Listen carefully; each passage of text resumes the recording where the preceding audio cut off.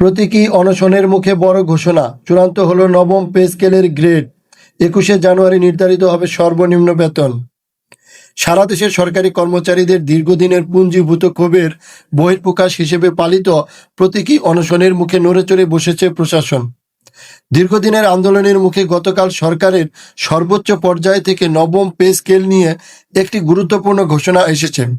প্রধান উপদেষ্টা দপ্তর থেকে জানানো হয়েছে, বহুল প্রতীক্ষিত নবম পে স্কেলের গ্রেড সংখ্যা চূড়ান্ত করার সিদ্ধান্ত নেওয়া হয়েছে।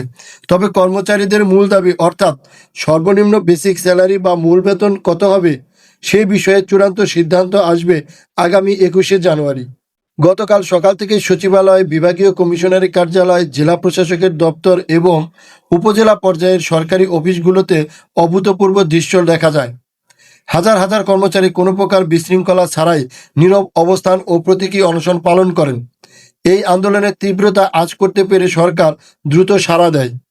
প্রধান উপদেষ্টা স্পষ্ট করেছেন যে পে স্কেলের গ্রেড কাঠামো নিয়ে যে ধোঁয়াশা ছিল তা দূর করা হয়েছে। আগে ধারণা করা হয়েছিল গ্রেড সংখ্যা কমানো হতে পারে, তবে বর্তমান সিদ্ধান্তে একটি সুনির্দিষ্ট প্রশাসনিক কাঠামো তৈরি হয়েছে। গ্রেড সংখ্যা চূড়ান্ত হলেও কর্মচারীদের মধ্যে এখনো পূর্ণ স্বস্তি ফেরেনি। তাদের মতে গ্রেড কেবল একটি কাঠামো, কিন্তু প্রকৃত সমাধান নির্ভর করছে সর্বনিম্ন বেতন অঙ্কের উপর।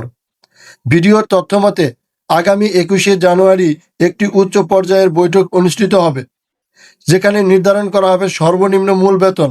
বর্তমান বাজার বাস্তবতায় চাল, ডাল, তেল সহ নিত্য পণ্যের আকাশচুম্বী দাম এবং চিকিৎসা ও শিক্ষা ব্যয়ের চাপে দিশেহারা কর্মচারীরা একটি সম্মানজনক বেতন কাঠামোর দাবি জানিয়েছেন।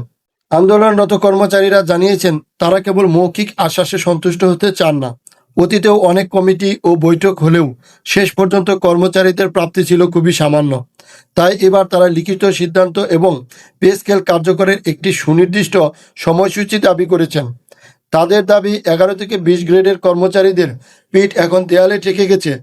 21শে জানুয়ারি বৈঠকে যদি সন্তোষজনক সমাধান না আসে, তবে কর্মবিরতি বা কলম বিরতির মতো আরও কঠোর কর্মসূচির হুঁশিয়ারি দিয়ে রেখেছেন তারা। বিশ্লেষকরা বলছেন, এই আন্দোলন রাষ্ট্রযন্ত্রকে একটি কঠিন বার্তা দিয়েছে। প্রশাসনের চাকা সচল রাখতে হলে অবশ্যই কর্মচারীদের আর্থিক সচ্ছলতা নিশ্চিত করা জরুরি।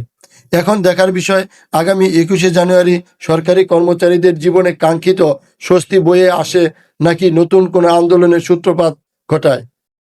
এই ধরনের যে কোনো খবর পেতে বা পে স্কেল, সরকারি চাকরি বা যে কোনো বিজ্ঞপ্তি সম্পর্কে জানতে আমাদের পেজটিতে লাইক দিয়ে এখনই চ্যানেলটি সাবস্ক্রাইব করে রাখুন। ধন্যবাদ।